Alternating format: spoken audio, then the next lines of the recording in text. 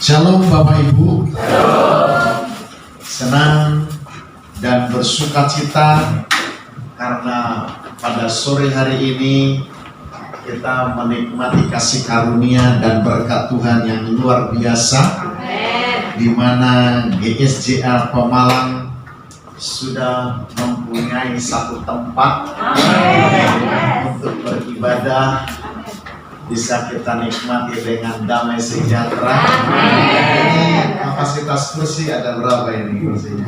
50 ya. Puji Tuhan. Jadi kursi ini harus penuh 50 ini. Amin. Baru jebol ke belakang. Iya, karena firman Tuhan berkata setia dalam perkara kecil, maka Tuhan percayakan perkara besar. Jadi setia saja. Saya percaya ketika kita setia perkara kecil, Tuhan percayakan perkara besar. Tidak ada yang mustahil bagi Tuhan, tidak ada yang mustahil bagi orang percaya. Kami secara pribadi, saya sebagai yang lebih dahulu di Pekalongan, karena di Pekalongan saya baru tahun 2000 diutus, kalau nggak salah 2021 diutus Pak Pendeta Pontas sama Diki waktu itu. 2004 ya, 2004 pokoknya di atas tahun 2000 masuk ke Malang pada waktu itu. Tapi saya bersyukur baru tahun 2022 ini punya tempat. Luar biasa, perjalanan yang panjang. 2004 sampai 2022, berapa tahun itu? 80 tahun ya. Wih, dahsyat men. Luar biasa.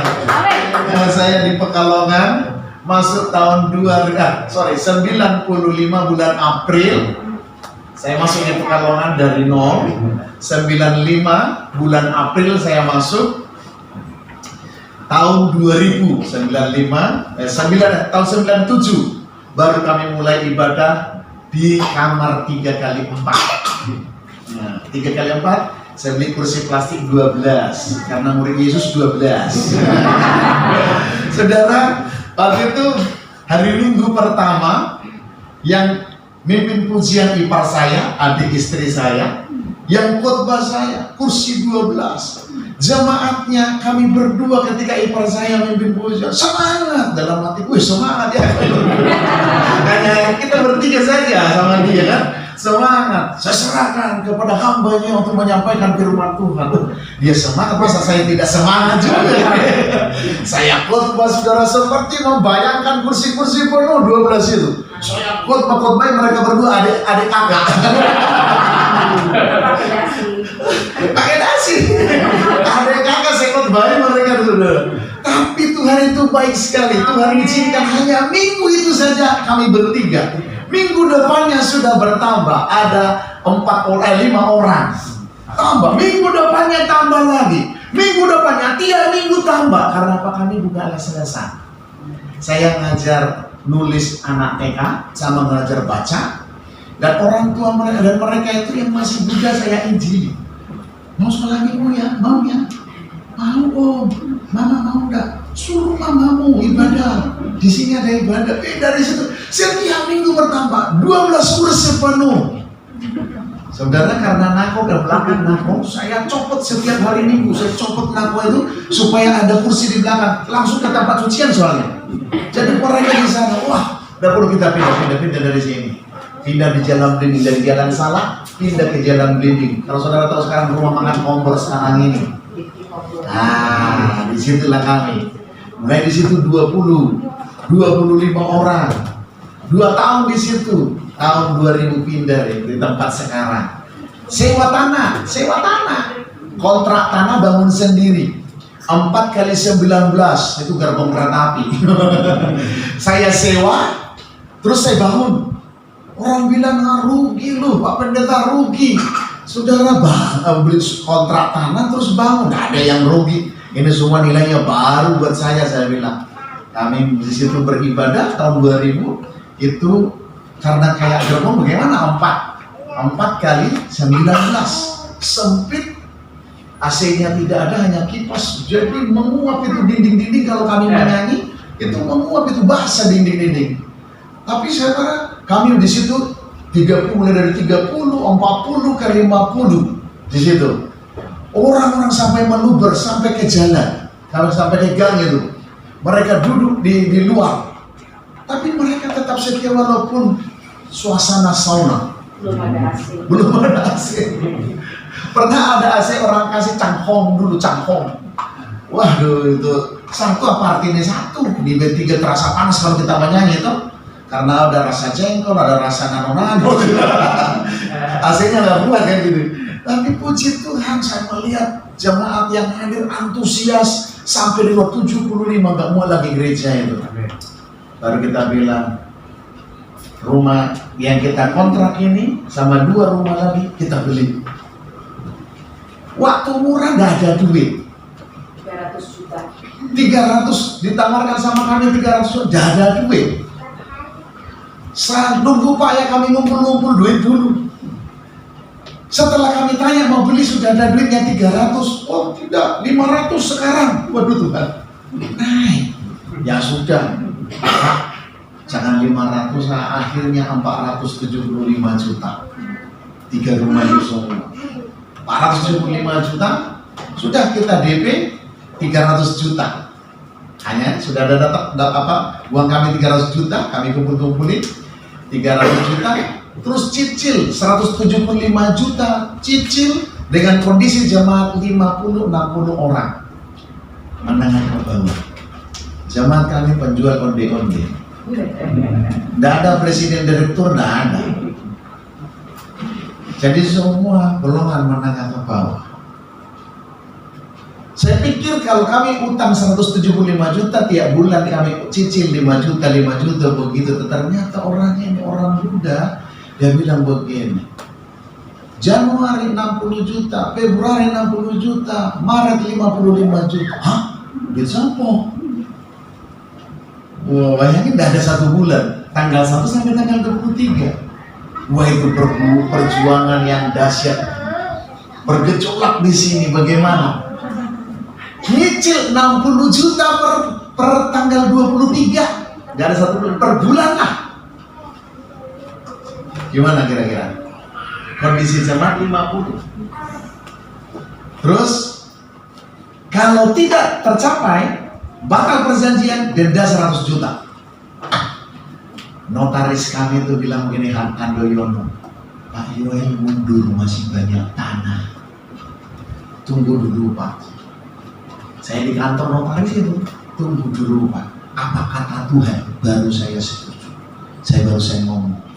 Saya kurang lebih setengah jam doa dalam hati kepada Tuhan. Tuhan, kok orang ini kok begitu kejam dia sama kami ya. Tolong kami Tuhan. Sampai setengah jam. Pak notaris ini, Pak Andoyono bilang lagi sama saya, Pak Yoel, mundur Pak. Masa sudah 300 sudah masuk uang, tanggal 23 terlambat, denda 100 juta kan gak punggung itu. Manusia apa itu katanya. Ini apalagi untuk gereja, bukan untuk pribadi. Ya Pak, tunggu Pak ya, sabar Pak ya. Saya doa lagi. Setelah setengah jam saya doa dalam hati kepada Tuhan. Saya merasa Tuhan bilang begini sama saya, apa yang kamu mau? Saya bilang, aku mau tempat itu Tuhan. Tuhan bilang, ambil. Bener, Tuhan, ini 60 juta 1 bulan. Ambil, kata Tuhan. Saya yakin sekali suara itu. Saya rasa suara itu keras dan memberikan damai. Oke Tuhan, saya ambil, terima kasih. Saya bilang sama notarisnya, Pak, kami ambil Pak. Kaget dia. Pak, sanggup 60 juta per 23. Tanggal 1 sampai tanggal 2, sanggup. Sampai saya bilang, supaya orang ini tahu bahwa Allah yang saya sembah adalah Allah yang hidup. Saudara, itu perjuangan yang luar biasa. Saya bentuk panitia pembangunan gereja, dan ketua panitia saya selalu bilang, jangan pergi keluar kota ya. Terus maksudmu saya nggak pelayanan lagi. Saya di sini terus. Ayo nanti kamu nggak bisa bayar kami piye. Orang piye. Terus apa saudara? Saya bilang sama pendoa, setiap malam kita doa. kita bikin proposal ke surga. Setiap malam doa. Setiap malam doa supaya kita diberkati oleh Tuhan. Amin. Saudara tahu, pendek cerita, 60 juta tutup Januari. Sampai buku bank itu kami cetak masuk terus. Tapi setelah lunas orang masuk. Hebat kan Tuhan itu. Setelah lunas tidak ada lagi. Suruh cetak buku banknya, jaga sing masuk Pak. Ya wes. Tapi waktu kami masih mencicil, masuk terus 700, 500, 1 juta, tiap hari ada masuk. Kebesaran Tuhan. Tapi setelah bulan Februari 60, Maret saya pikir 60 juta aja lolos 2 kali kok. 55 saya bilang kecil buat Tuhan. Ketika saya ada di khotbah di persekutuan di pabrik yang hadir hanya 15 orang, saking senangnya, saking semangatnya diberkati oleh Tuhan. Saya berkhotbah tentang iman yang hidup, iman yang berkuasa, iman yang luar biasa. Wah, saya bilang, bulan Januari kami diberkati Tuhan, 60 juta bayar utang. Februari, Maret 55, kecil buat Tuhanku. Semua orang yang di pabrik itu termangu-mangu. Karena apa? Cicil motor aja 600.000 ngos-ngosan. Apalagi ini 60 juta. Itulah perjalanan iman kami. Apa yang terjadi selesai pabrik? Habis renungan, habis ibadah, kita makan-makan. Tiba-tiba bos pabrik itu datang, Pak Boy, seumur setua saya ini, saya 60 tahun lebih di Pekalongan ini, belum pernah saya mendengar, aku orang asli Pekalongan, belum pernah saya dengar seorang pendeta punya iman mencicil 60 juta per bulan. Belum pernah, baru kali ini.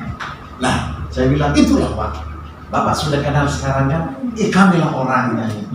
Aku kagum. Bapak tadi bilang, berapa bulan Maret? 55. Kecil Pak, buat Tuhan kecil. Gitu Pak, dia bos kecil Pak, 55 juta. Tidak apa-apa. Enggak Pak. Saya tergerak menuju 55 juta. Akhirnya dia bilang, nomor rekeningnya berapa? Dia tutup 55 juta M-Banking. Terus dia bilang gini lagi, Bapak punya utang enggak? Loh, kok tanya utangku sih? Enggak Pak, pendeta enggak boleh utang dalam kondisi seperti ini. Saya punya utang 25 juta DP-nya dulu ke Departemen Misi Nasional di Jakarta. Saya bilang, mana nomor rekeningnya? Kasih. Hari itu 55 tambah 25 juta, dia bayar 80 juta. Amin. Saya telepon dari pabrik kepada panitia pembangunan, lunas utang. Mereka kok bisa?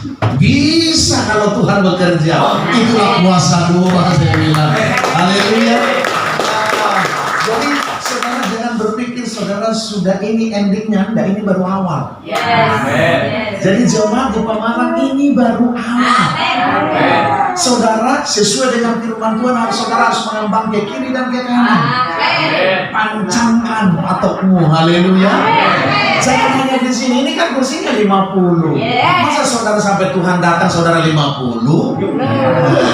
Saudara jangan menjadi jemaat yang mandul, harus yang produktif. Produktif dalam doa, produktif dalam firman, bersaksi, menginjil. Sebelum Tuhan datang bawa jiwa kepada Tuhan. Amin, amin. Muridkan orang-orang yang datang di tempat ini. Haleluya. Saya percaya Tuhan akan melakukan perkara besar di tempat ini. Saudara dekat terminal, ini gereja yang paling strategis. Dekat terminal, tamu datang, mana gerejanya? Turun mau di terminal. Gak usah jemput, belakang. Mana di situ dulu, sudah situasi. Jadi paling gampang strategis ini. Makanya waktu pendeta Ontas atau mau beli ini, saya paling semangat. Apalagi ternyata yang punya perumahan ini saya kenal. Yang saya melayani orang tuanya di Pekalongan. Wah, makanya bertindak lanjut semakin baik dengan dia. Karena ada juga saya, Pak, kasihan lah Pak. Tapi puji Tuhan, semua baik berjalan dengan baik. Saya bilang itu semuanya karena Tuhan. Bukan karena manusia, tapi karena Tuhan. Amin. Nah, saya mau berbicara malam hari ini buat kita. Sebenarnya Jehovah Jireh, ucapan syukur karena kebenaran Jehovah Jireh. Tapi roh yang menyala-nyala. Saya pengen, karena ini awal. Awal Tuhan mau berkembang di tempat ini lewat gereja pemaaf. Amin. Saya mau Anda memiliki roh yang menyala-nyala. Jangan saudara yang tua berkata, aku ini orang sopopo. Enggak, Anda bisa melakukan banyak hal yang sudah tua. Amin Pak. Amin Bu. Apa yang bisa saya lakukan? Aku tidak muda lagi. Doa. Amin. Rahasia gereja itu berdoa. Amin. Roh yang menyala. Amin. Sebesar apapun gereja, kalau tidak ada pendoa, kalau tidak ada kuasa doa, sudah gereja mati, iblis merajalela. Tapi kalau gereja itu hidup di dalam roh, rohnya menyala-nyala, imannya menyala-nyala, saling mengasihi satu dengan yang lain, saling membangun satu dengan yang lain, saya percaya roh Tuhan termanifestasi. Jangan sibuk saling mempersalahkan. Kita keluarga. Gereja itu keluarga. Amin. Kalau di dalam keluarga anak 5, biasanya ada yang tertengkar ada anak itu. Ada. Di gereja itu pasti ada yang tidak cocok. Tapi ingat, kita keluarga. Anak di rumah yang 5 anaknya bertengkar, mereka nggak bilang begini, kamu enggak saudaraku lagi, putus. Nggak ada. Bapaknya marah mendisiplin anaknya, itu bapakku, nggak ada itu. Selalu anak, betul? Makanya kalau saudara sehat secara rohani, kalau gereja itu sehat secara rohani, maka minimalis pertengkaran, iri hati, dengki itu minimalis. Akan selalu orang yang hidup di dalam roh selalu suka mengampuni, selalu suka berdamai satu dengan yang lain. Tidak egonya lagi dipertahankan. Itu orang yang hidup di dalam roh. Tapi kalau mereka hidup dalam kedagingan, perhatikan, kita terdiri dari 2 manusia. Manusia jasmani, manusia rohani. Kalau saudara manusia jasmani, diperhatikan enggak? Diperhatikan enggak? Saudara lapar, makan. Saudara bilang, Pak kau sama diam. Gitu? Bisa? Gak bisa. Saudara lapar, saudara cari apa? Iya, cari makanan. Kemana? Ke dapur? Atau ke toko besi? Ke dapur lah, ke rumah makan lah, cari rumah makan. Artinya saudara sensitif dengan manusia daging. Dengan manusia roh saudara, saudara tahu kebutuhannya enggak? Kenapa banyak orang Kristen gampang stres? Karena manusia rohnya mati. Salam. Amin. Coba tanya kiri kanan, kamu saya ada rohnya?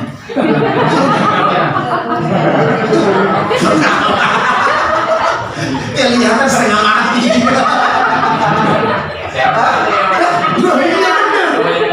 Perhatikan ya, manusia rohnya sehat dan gampang stres.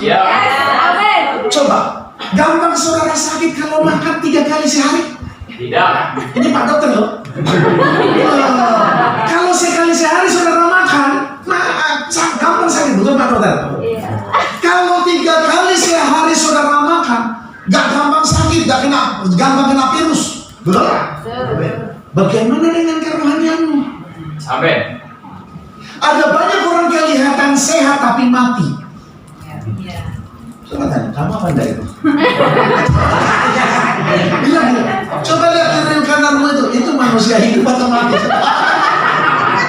Kalau yang di pojok sana kelihatan setengah mati.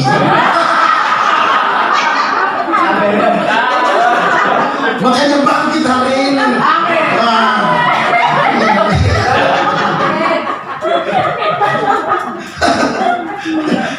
Ada banyak orang kelihatan hidup. Kenapa? Karena hanya jasmaninya saja hidup, rohnya mati. Loh kok bisa kita tampak rohnya mati? Ketika dia menghadapi masalah, stres. aku. Nah, udah orang mati manusia rohnya mati. Iya. Iya. Aku menyerah, Pak. Aku tidak sanggup. Manusia rohnya mati itu. Bilang bukan kamu itu. Bilang bukan kamu itu. Jangan bilang kamu itu. Bukan kamu. Bukan kamu kan? Amin, amin, amin. Jadi ada banyak orang yang kelihatannya hidup padahal mati. Dari mana kita tahu? Ya itu tadi. Ada masalah. Stres. Orang bilang dukun paling hebat.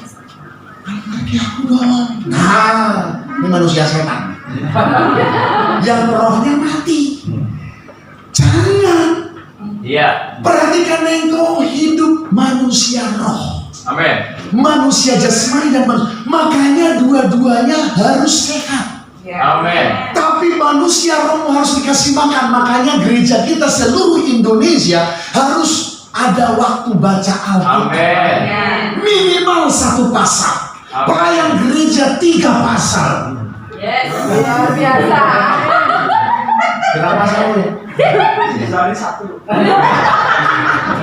Itu kamu zaman biasa bukan pelayan. Kalau di gereja kami di Pekalongan 3 pasal pelayan. Jemaat minimal 1 pasal. Amin. Harus ada perbedaan. Amin, amin, amin. Nah, baca Alkitab. Perhatikan. Baca Alkitab. Amin. Renungkan firman, hidupi firman, Amin. deklarasikan firman. Amin. 3 2 ya. Baca kita, renungkan, hidupi, deklarasikan. Ngomong maksudnya mau ini gitu. Itu masih ada. Saya ulang. Baca Alkitab, Amin. renungkan firman, Amin. hidupi firman, deklarasikan firman. 3 2 ya. Baca kita, renungkan firman, hidupi firman, deklarasikan firman. Amin. Orang Kristen gereja kita, kalau engkau berdoa, tidak bisa dipisahkan. Berdoa, firman, dan Roh Kudus, 3 ini tidak bisa dipisahkan. Amin. Kalau engkau orang Kristen yang bertumbuh di GSJA, perhatikan 3 ini. Kalau engkau berdoa, pastikan engkau berdoa dengan firman. Amin. Jangan asal berdoa. Amin.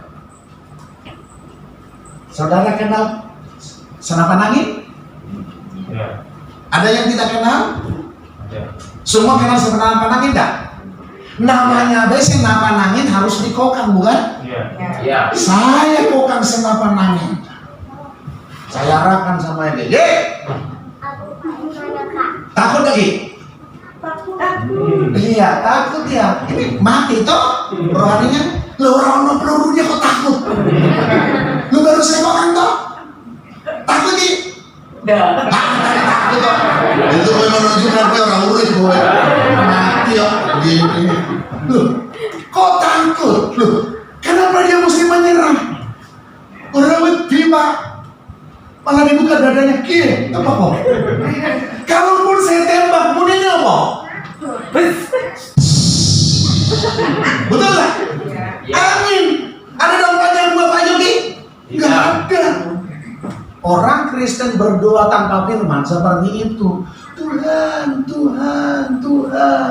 Tapi tidak ada pelurunya. Tapi Ya. coba orang Kristen berdoa, Roh Kudus mengingatkan firman. Amin. Roh Kudus mengingatkan firman. Amin. Apapun pergumulanmu, apapun masalahmu, Amin. Roh Kudus selalu mengingatkan ketika berdoa yang keluar dari mulut kita firman. Amin. Setan lari dari rumahmu. Amin. Setan tidak betah mengintimidasi. Amin. Kau yang selalu mengintimidasi. Amin. Karena ada firman yang keluar. Amin. Saya kokang senapan angin itu 3 kali. Saya kasih peluru. Oke? Mati atau hidup? Mau hidup? Lu kalau sudah ada peluru, Saya menghindar. saya kejar gue biar. Hah? Sambut. Mati mau hidup? Nah ini sambung nih. Iya. Seperti itulah setan terhadap kita. Setan itu tahu kalau orang Kristen itu suka baca Alkitab atau tidak. Ya. Setan tahu. Jadi kalau setan itu Dilihat sampai di rumah, oh suka sungut-sungut, terus ke sungut-sungut gitu. Dikeprok ke mana? Ini suka sungut-sungut, bantuin dong, sungutin lagi gitu. Marah-marah. Wah. Tapi coba di rumah saudara itu, kalau saudara suka berdoa, di tembok-tembok rumahmu itu termeterai doamu itu. Engkau suka menyanyi di rumah, di tembok-tembok rumah itu termeterai pujian. Amin. Kalau engkau mendeklarasikan apa yang kau percayai doa di rumahmu, Amin. semua itu kata-katamu itu termeterai. Kira-kira setan berani masuk rumahmu? Karena apa? Begitu dia lihat, wih, banyak senjata, Amin. panas rumah ini, gak betah di sini. Nari, keluar. Amin. Itulah orang yang hidup di dalam roh. Amin. Orang Kristen harus menyala-nyala rohnya. Mari kita melayani Tuhan. Roma 12 ayat 11. Coba kita lihat Roma 12 ayat 11. Roma, sekarang udah ketemu? Ya. Roma 12 ayat yang ke-11 kita baca bersama-sama. 3, 2 ya. Janganlah hendaknya kerajinanmu kendor. Biarlah rohmu menyala-nyala dan melayanilah Tuhan. Kalau orang yang rohnya menyala-nyala pasti dia tahu bersyukur. Amin. Tidak ada sungut-sungut di gereja. Amin. Apa itu? Mimpin pujian suaranya cempreng. Saudara bisa pintar ngomong. Sekarang monggo gantian sampai mimpin pujian aku lugu. Suara sampai kayak opo. Paling tidak perunggu, gak usah mas. Bersamamu Tuhan. Oh haleluya. Itu cecak-cecak pada jam itu. Tapi nek kritik pintar. Iya toh, suaranya kok campreng gue.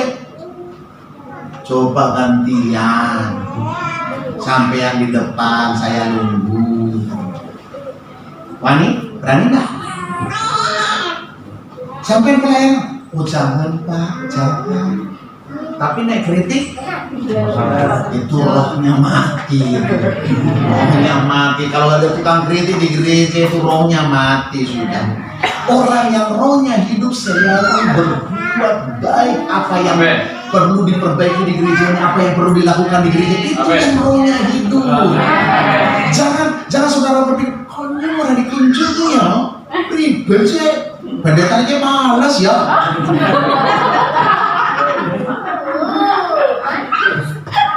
Pertanyaan saya, pernah nggak sampean kunjungi pendetamu? Jangan dikunjungi pendetamu ini orang tahu kunjungi. Berapa banyak sama dia tuh? Yang orang tahu dikunjungi pendeta pendetamu halus tuh yo. Tanya dirimu, pernah berapa kali kamu mengunjungi pendetamu di rumahnya?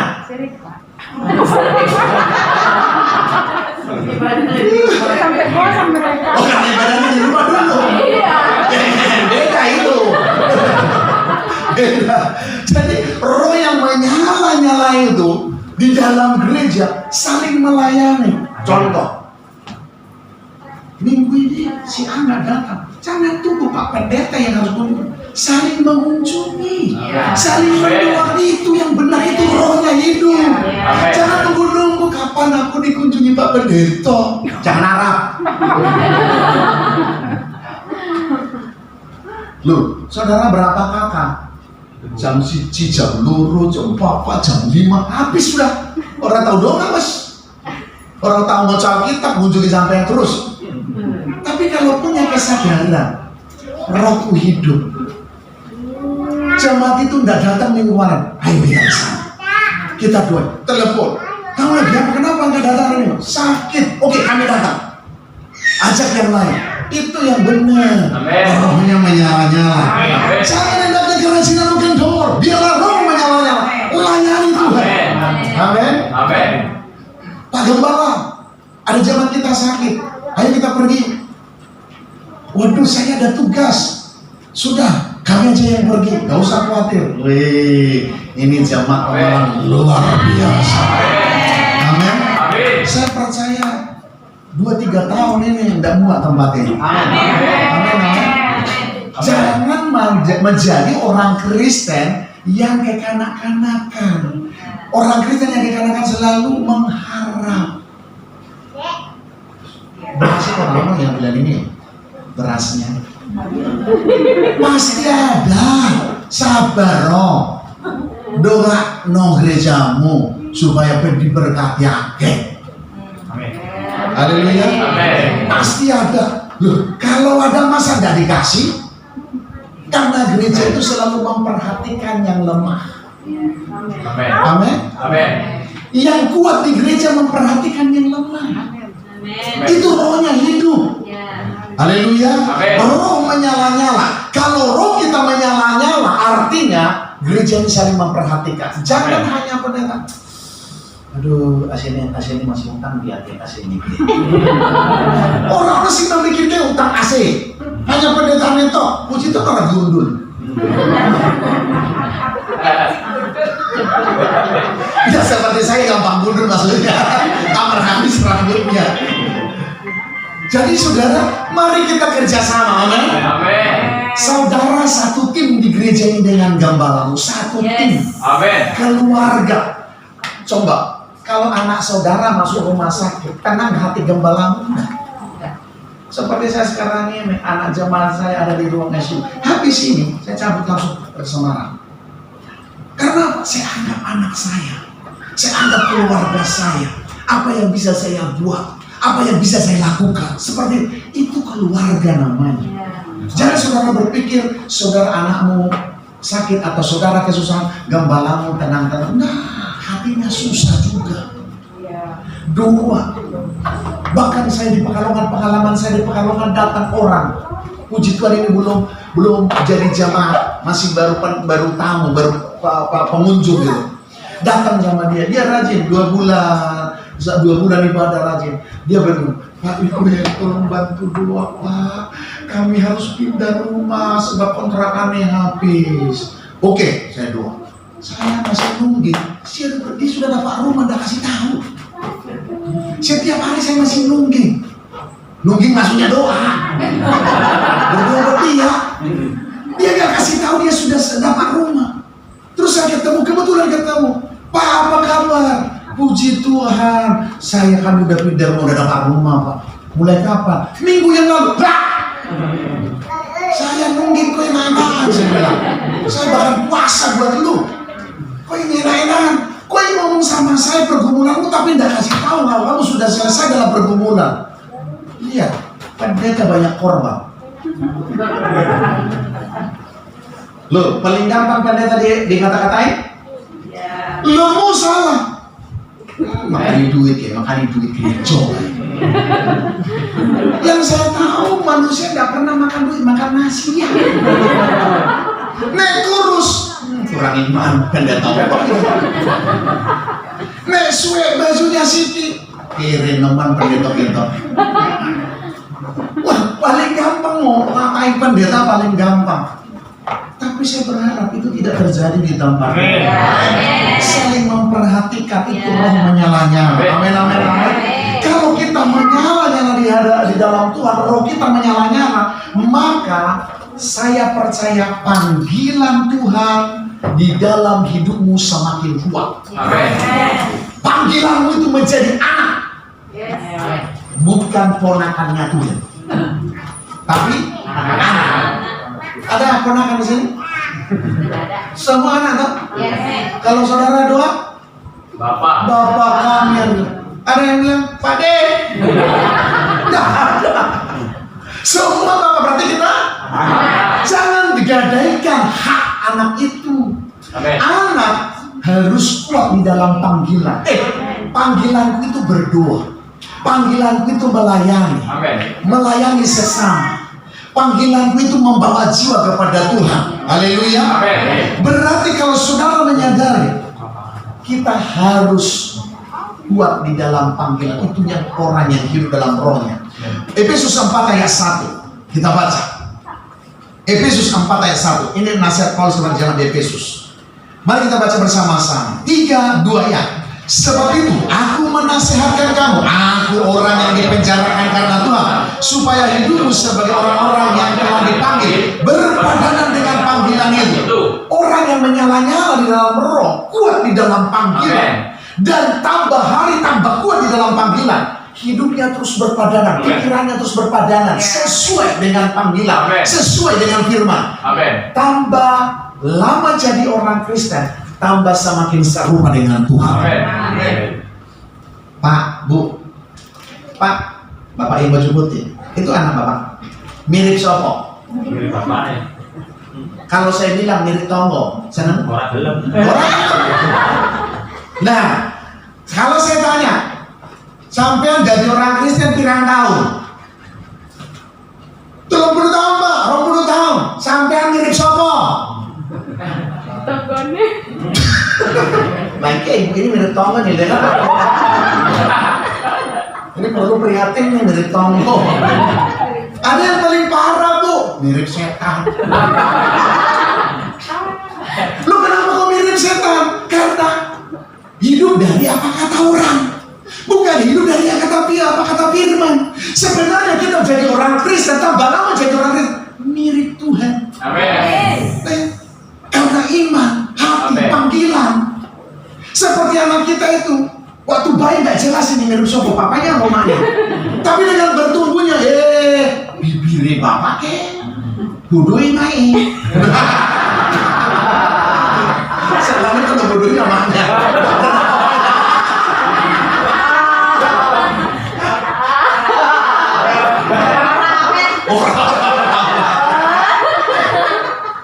Orang pintar ya. Sajane ini kita harus semakin serupa dengan Tuhan. Sekarang saudara ikut Tuhan, percaya Yesus dengan gembala saudara 2 tahun, 5 tahun, 10 tahun. Pak pendeta saudara bisa doakan orang sakit, kasih tugas, Bapak yang doain orang sakit. Udah yang lu, yang ngerasa orang dua karunia itu sampai 9 tahun ikut aku, 10 tahun Pak. Lah ya udah sampai dona buat orang sakit. Reso. Lah sampai kan mirip sopo. Satu tadi mirip tetangga, sahabat satu mirip siapa?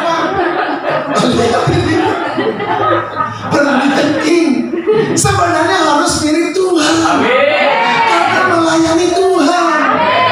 Loh, kalau saudara dekat pendeta, saudara kelak kamu jadi seperti pendeta. Coba 1 minggu kau bencong. 1 minggu aja. Jalanmu beda. Itu pengaruh spirit, roh.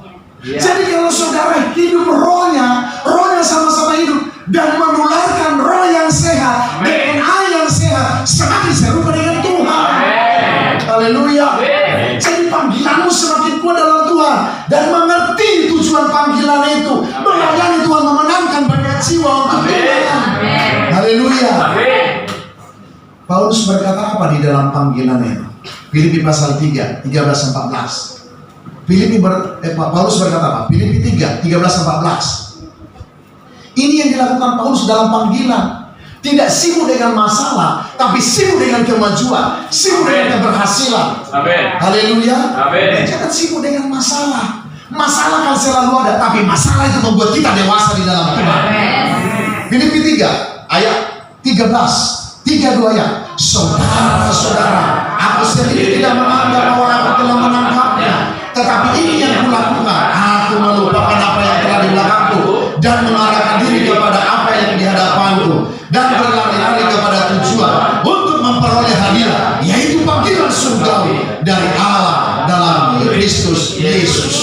Inilah yang dilakukan Paulus sehari-hari, setiap hari dia berlari-lari mengejar Tuhan.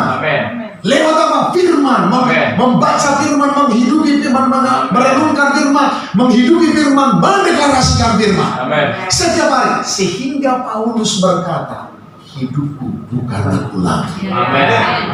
Kita harus bisa ngomong begitu, hidupku bukan aku, Kristus yang hidup. Masalah model apapun, aku siap menghadapinya. Kata apa? Roh hidup, imanmu hidup. Haleluya. Paulus mengatakan itu kepada kita supaya kita mencontoh Paulus di dalam panggilannya kepada Tuhan. Amin. Jangan baca Alkitab sekali seminggu dong. Amin. Haleluya. Amin. Bacalah Alkitab setiap hari. Amin. Bilang kiri kanan, baca Alkitab setiap hari. Yes. Amin. Ada yang baca WA sekali seminggu? Ada? Nggak ada. Baca Alkitab? Ada yang sekali seminggu? Luar biasa. Bertobat. Saya pastikan itu tidak ada di sini nih. Yes. Hanya 2 orang aja itu. Itu benar bertobat.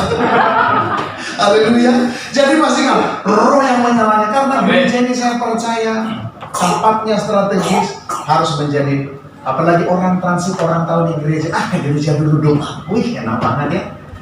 Jadi bukan hanya masjid aja begitu, gereja juga bisa. Ada selalu orang berdoa di tempat ini.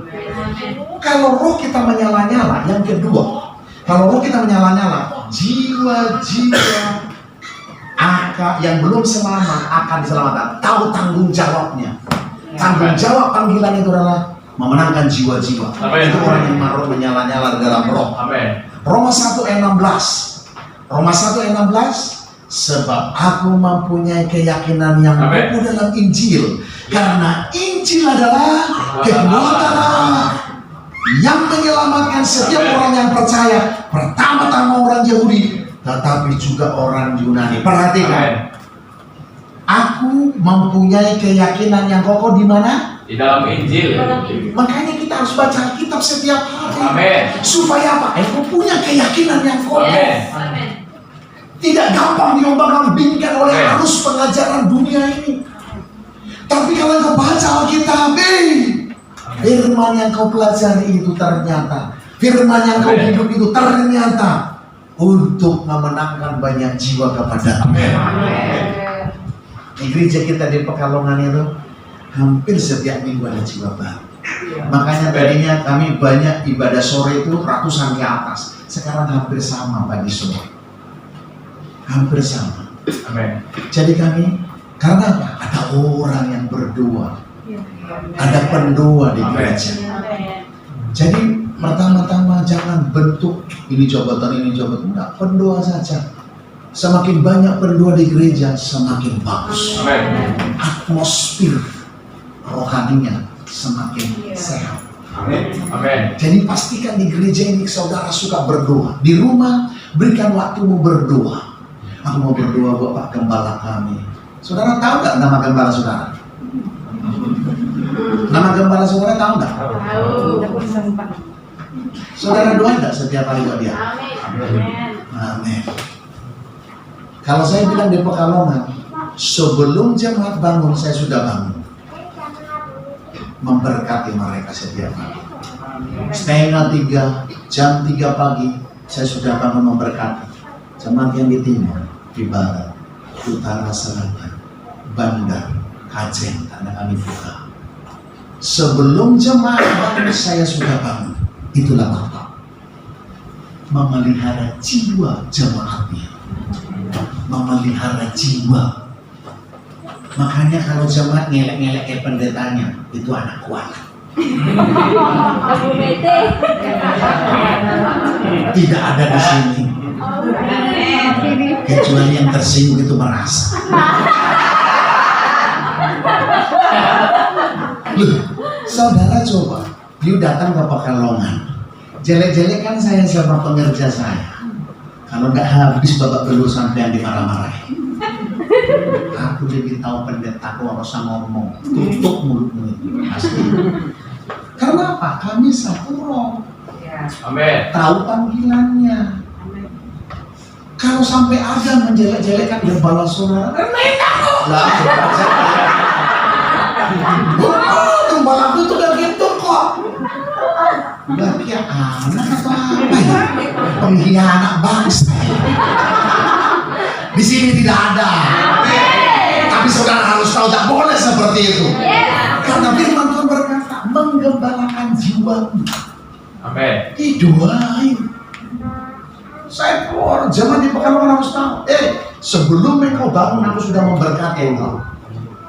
Sebelum engkau mendoakan aku sudah mendoakan engkau. Amin. Karena Bapak yang harus selalu duluan Bapak.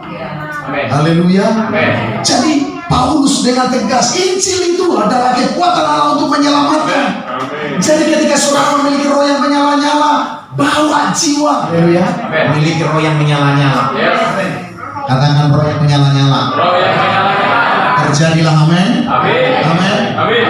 Oh Tuhan Yesus memberkati kita. Sudah terlalu lama saya berbicara. Pak Yogi. Ya, saya nurut sama dia. Pak Yogi. Yogi ya. Saya. Tapi saya pastikan rohnya Yogi menyala. Kalau sampai Pak Yogi tidak menyala, awas. Kenapa kaki itu seperti itu? Karena kurang menyala. Dia semangat lagi. Saya percaya Tuhan tolong kita semua. Bapak Ibu, kita sama-sama jadi semangat. Amin. Saya percaya satu saat juga saya akan datang ke sini. Bukan khotbah, saya mau duduk mendengar saudara menyanyi. Jangan menyanyi dan belajar menyanyi. Tetapi ketika memimpin pujian di sini, memimpin kita menyanyi, engkau sedang mendeklarasikan sesuai dengan lagu itu mengenai iman. Jadi tidak asal menyanyi. Jadi ketika Allahku dahsyat berkuasa, perhatian, pikiran hatimu ada di lagu itu, ada kuasa. Tuhan tolong kita, amin. Saya percaya gereja ini akan bangkit di dalam bangkit dalam iman. Banyak jiwa akan dimenangkan. Kalau saya bilang temukan karunia Anda, Pak, karunia bersaksi, Bu, karunia memenangkan jiwa. Saya ke beberapa minggu yang lalu dari Klaten saya khotbah di gereja terbesar di gereja GCA di sana, Ibu Sarah. Ketika saya khotbah minggu jam 6 pagi, ini kesaksian. Terus habis ibadah, ada seorang bapak nyupiri saya makan. Dia kesaksian, Pak, masa-masa pandemi kemarin aku transplantasi ginjal. Kaget saya, hah? Pak, yang benar Pak? Oh, saya transplantasi. Padahal itu jarang berhasil. Karena masalah DNA-nya. Tapi dia berhasil. Setelah transplantasi ginjal, terus apa? Bypass jantung. Waduh, saya pikir Bapak ini hebat banget. Saya pikir tidak mungkin Tuhan begitu baik berkemurahan sama dia kalau tidak ada sebabnya. Saya tanya, Pak, pelayanan apa di gereja? Langsung saya tanya, pelayanan apa di gereja? Terus dia bilang aku, Pak, saya hanya dipercaya Pak Gembala, Ibu Gembala saya buka kelompok sel di rumah saya. Buka kelompok sel dan cabang 5. Berarti 6 kelompok sel, 10 orang satu kelompok sel. Berarti dia bawa 60 jemaat di gereja. Bapak ini umur 62 tahun, tapi aktif mengalami. Bayangin 61 orang Bapak, 60 jiwa dibawa kepada Tuhan lewat kelompok sel. Dan disuruh, hanya dipercaya gembalanya. Bo, jangan ikut-ikut kelompok sel, buka sendiri di rumah. Dilakoni. Saya bilang sama Bapak itu yang membuat Bapak Tuhan tidak mau utang. Karena Bapak sudah banyak memenangkan jiwa. Ginjalmu baru. Bypass jantung. Pendeta kita di Medan bypass jantung mati. Lewat. Bener. Apa ini? Ternyata saudara, wow, ternyata dia sungguh-sungguh 60 orang dia bawa jiwa kepada Tuhan. Satu orang Bapak sama suami istri. Dia bilang, istriku yang banyak bersaksi, setiap kelompok saya bawa orang-orang baru di gereja. Dari Katolik juga ada. Waduh, luar biasa. Saya bilang, makanya Tuhan tidak mau utang, Pak. Bapak berkati luar biasa. Saya percaya di gereja ini akan berlipat ganda. Tahun depan tidak seperti ini. Kita 2 kali ibadah tahun depan. Haleluya. Asal roh menyala terus. Bawa api roh Tuhan. Kuasamu terlebih besar. Kita nyanyikan pujian ini. Lagu ini ya. Kuasamu terlebih. Mari kita bangkit berdiri bersama.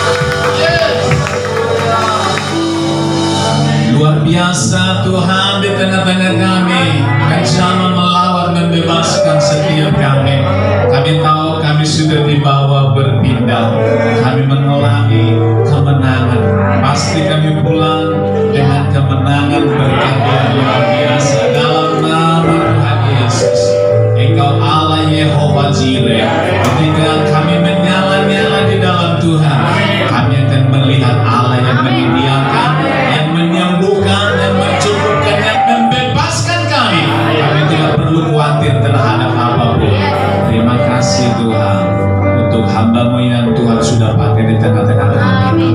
Di dalam nama Yesus, kita yang percaya sama-sama